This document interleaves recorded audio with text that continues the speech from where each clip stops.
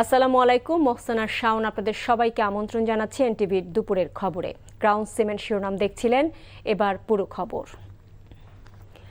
হামে নাকাল পুরো দেশ, সব জেলাতেই ছড়িয়েছে প্রাণঘাতী হয়ে ওঠা এই রোগ।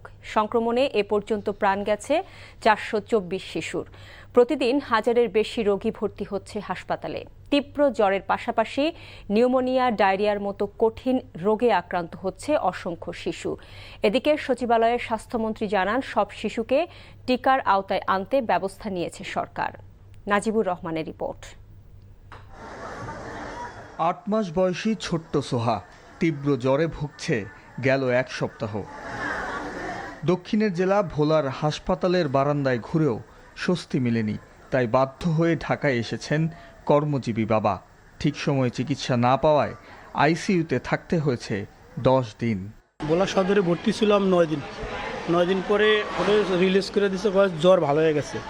বাসা যা 2 দিন পরে আবার সেম জ্বর, তখন আবার 3 দিন 6 দিন ভর্তি থাকার পরে তখন এখানে ট্রান্সফার করছে। ওখানে ভালো উন্নত কোনো চিকিৎসা নাই। নগরীর হাসপাতালগুলো চিত্র অনেকটা এমনই। বেশিরভাগ শিশু নিজ জেলাতে চিকিৎসা না পেয়ে ঢাকামুখী হয়েছেন, আর এতে অনেকটা জটিল আকার ধারণ করেছে সংক্রমণ। রোগীর চাপে অনেকটা হিমশিম অবস্থা সরকারি হাসপাতালগুলোর। এটা তো আমাদের জন্য ভোগান্তি, আমাদের কষ্ট না।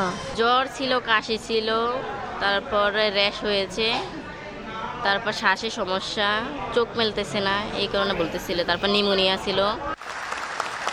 এ অবস্থায় সচিবালয়ে চীনের দেয়া ভ্যাকসিন গ্রহণ করে স্বাস্থ্যমন্ত্রী জানান, ভিটামিন এ ক্যাপসুলের যোগান কিছুটা কম থাকলেও হামের টিকা বেশিরভাগ জেলায় পৌঁছে গেছে। মোর দেন 100% আমরা টিকা কাভারেজ করেছি টার্গেটের। যেই কয়েকটা বাকি আছে অনলি 1 or 2% ওগুলি চলমান, এবং এখন আমরা মাইকিং করতেছি পর্যন্ত এলাকায় যারা ভ্যাকসিন পায় নাই, টার্গেটেড এরিয়ার বাইরে যেসব বেবিরা আছে তাদেরকে ডেকে এনে আমরা টিকা দেওয়ার ব্যবস্থা করতেছি, যাতে করে একটা বাচ্চা মিজেস টিকা থেকে বাইরে না পড়ে। বাংলাদেশকে ৭৬,৬১৬ ভায়াল টিকা উপহার দিয়েছে চীনা প্রতিষ্ঠান সিনোভ্যাক ও চীনা দূতাবাস। Najibur Rahman, NTV news, Dhaka. July অভ্যুত্থানে নারায়ণগঞ্জে 10 জনকে হত্যার ঘটনায় কার্যক্রম নিষিদ্ধ আওয়ামী লীগ নেতা শামীম ওসমান সহ 12 জনের বিরুদ্ধে অভিযোগ গঠন করেছে আন্তর্জাতিক অপরাধ ট্রাইব্যুনাল। আজ বিচারপতি মোহাম্মদ গোলাম মর্তুজা মজুমদারের নেতৃত্বাধীন ট্রাইব্যুনাল 1 এই আদেশ দেন। একই সাথে মামলার সূচনা, বক্তব্য ও সাক্ষ্য গ্রহণের জন্য আগামী 10 জুন দিন ধার্য করা হয়েছে। শামীম ওসমান ছাড়া এই মামলায় অন্য আসামিরা হলেন তার ছেলে অয়ন ওসমান, ভাতিজা আজমেরি ওসমান, শ্যালক তানভীর আহমেদ টিটু ও যুবলীগ নেতা শাহ নিজাম। আসামিরা সবাই পলাতক আছেন। মামলায় 10 জনকে হত্যার ঘটনায় 3টি অভিযোগ আনা হয়েছে। মামলা প্রমাণ করতে 63 জন সাক্ষী, 16টি অডিও ভিডিও ক্লিপ ট্রাইব্যুনালে জমা দিয়েছে প্রসিকিউশন। খালের অবৈধ দখলদারদের পুনর্বাসনের কোনো সুযোগ দেয়া হবে না বলে জানিয়েছেন ঢাকা উত্তর সিটি কর্পোরেশনের প্রশাসক শফিকুল ইসলাম। সকালে সাংবাদিক কলোনি খালের অবৈধ স্থাপনা উচ্ছেদে এসে তিনি একথা জানান।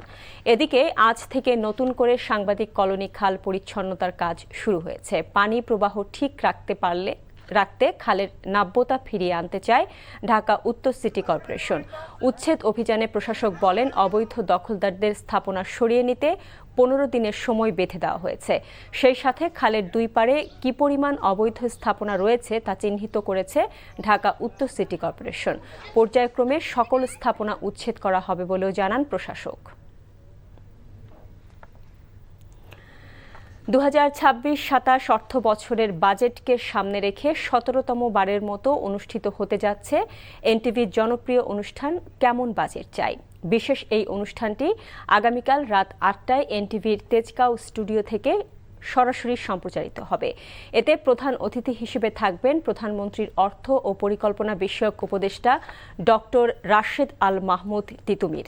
পাশাপাশি প্যানেল আলোচক থাকবেন অর্থনীতিবিদ ডক্টর দেবপ্রিয় ভট্টাচার্য, জ্বালানি বিশেষজ্ঞ doctor M Shamsul Alam, BKMEA সভাপতি মোহাম্মদ হাতেম, বিটিএমএ সভাপতি শওকত আজিজ রাসেল, এফবিসিসিআই সাবেক সভাপতি মীর নাসির হোসেন ও নর্থ সাউথ বিশ্ববিদ্যালয়ের ডিন অধ্যাপক ডক্টর ওয়ারেসুল করিম। বিজিএমইএ সভাপতি মাহমুদ হাসানের খানের সঞ্চালনায় অনুষ্ঠানে আরও অংশ নেবেন অর্থনীতিবিদ, ব্যবসায়ী, ব্যাংকার, গবেষক সহ বিভিন্ন শ্রেণী পেশার মানুষ। অনুষ্ঠানের জনভাবনা, ব্যবসায়ীদের আকাঙ্ক্ষা, সরকারের পরিকল্পনা তুলে ধরবেন রাজনীতিবিদ, অর্থনীতিবিদ সহ সমাজের বিশিষ্টজনেরা। বাংলাদেশ ক্রিকেট বোর্ড বিসিবির আসন্ন নির্বাচনের জন্য ৩ সদস্যের নির্বাচন কমিশন গঠন করা হয়েছে। বুধবার এক সংবাদ বিজ্ঞপ্তিতে এটি নিশ্চিত করে বিসিবি। এতে প্রধান নির্বাচন কমিশনার হিসেবে দায়িত্ব পেয়েছেন সুপ্রিম কোর্টের সিনিয়র অ্যাডভোকেট আহসানুল করিম। কমিশনের সদস্য হিসেবে রয়েছেন Gazipur metropolitan police commissioner Mohammad Israil Howlader এবং জাতীয় ক্রীড়া পরিষদের পরিকল্পনা ও উন্নয়ন বিভাগের পরিচালক ABM এহসানুল মামুন। গঠিত নির্বাচন কমিশন বিধিমালা অনুসরণ করে 2026 সালের বিসিবি পরিচালনা পর্ষদ নির্বাচনের সকল প্রয়োজনীয় কার্যক্রম সম্পন্ন করবে। এর আগে বিসিবির অ্যাডহক কমিটির সভাপতি তামিম ইকবাল জানিয়েছিলেন, তাদের হাতে 90 দিন সময় থাকলেও 60 দিনের মধ্যে নির্বাচন আয়োজন করতে চান। কনকাফ্রিজ প্রেজেন্টস কোরবানির পশুর হাটের খবর। কোরবানির পশুর হাটের ইজারা এখনও সম্পন্ন করতে পারেনি ঢাকার 2 সিটি কর্পোরেশন। উত্তর সিটিতে 16 হাটের মধ্যে 8টির কার্যাদেশ হলেও কোনোটির ইজারাদার চূড়ান্ত হয়নি। কার্যাদেশের আগে নিয়ম নীতি তোয়াক্কা না করে 2 সিটিতেই চলছে হাটের প্রস্তুতি। আরও জানাচ্ছেন ওবায়দুল্লাহ মামুন। আগামী 27 কিংবা 28 মে অনুষ্ঠিত হতে যাচ্ছে পবিত্র ঈদুল আজহা। ঈদকে সামনে রেখে রাজধানীতে পশুর হাট বসানোর প্রস্তুতি নিচ্ছে ঢাকা উত্তর ও দক্ষিণ সিটি কর্পোরেশন। এবার ঢাকাতে 27টি পশুর হাট বসাতে যাচ্ছে ঢাকার 2 সিটি কর্পোরেশন। এর মধ্যে ঢাকা উত্তরে 16টি হাটের মধ্যে একটি স্থায়ী। আর ঢাকা দক্ষিণ সিটিতে 11টি কুরবানির পশুর হাট বসানোর সিদ্ধান্ত নেওয়া হয়েছে। এর মধ্যে টেন্ডার প্রক্রিয়া শেষ করলেও হাটের ইজারাদার চূড়ান্ত করেনি 2 সিটির কেউই। ঢাকা উত্তরে 4টি হাটে কোনো শিডিউল জমা পড়েনি, আর দক্ষিণ সিটিতে 2টি হাটে দরপত্র পাওয়া যায়নি, আর একটি হাটের ইজারা প্রক্রিয়াধীন রয়েছে। কার্যাদেশ চূড়ান্ত করার আগে হাটের কার্যক্রম শুরু নিষিদ্ধ হলেও ঢাকার 2 সিটিতে চলছে পশুর হাটের প্রস্তুতি।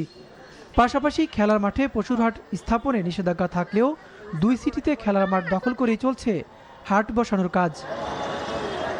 ঢাকা দক্ষিণের প্রশাসক বলছেন, কার্যাদেশের আগে পশুর হাটের কার্যক্রম নিষিদ্ধের পাশাপাশি নির্ধারিত সীমার বাইরেও পশুর হাট বসালে ব্যবস্থা নেবে কর্পোরেশন। কোনো অবস্থাতেই হাইওয়েতে বা মেন রোডের উপরে যাতে কোনো হাট না আসতে পারে, কারণ এখনও তো ওয়ার্ক অর্ডারই দেয়নি, কাজে তারা কাজ করবে কিভাবে, কাজে এটা থেকে যাতে তারা বিরত থাকে সেটার জন্য আমরা বলেছি।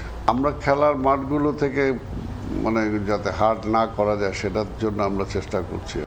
নগর পরিকল্পনাবিদরা বলছেন, সরকারের গাফিলতিতেই খেলার মাঠ দখল করে বসছে পশুর হাট।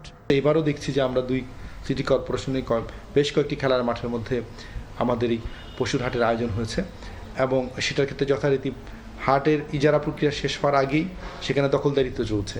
তাহলে কর্পোরেশনের চোখের সামনে যখন এই ধরনের দখলদারিত্ব হয়, তাহলে ইজারা প্রক্রিয়াতে যে স্বচ্ছতা থাকবে এর তো কোনো নিশ্চয়তা নাই। তো অনুমোদন না দেওয়া সত্ত্বেও কীভাবে কর্পোরেশনের মধ্যে অনুমোদনহীন হাটের প্রস্তুতি চলে।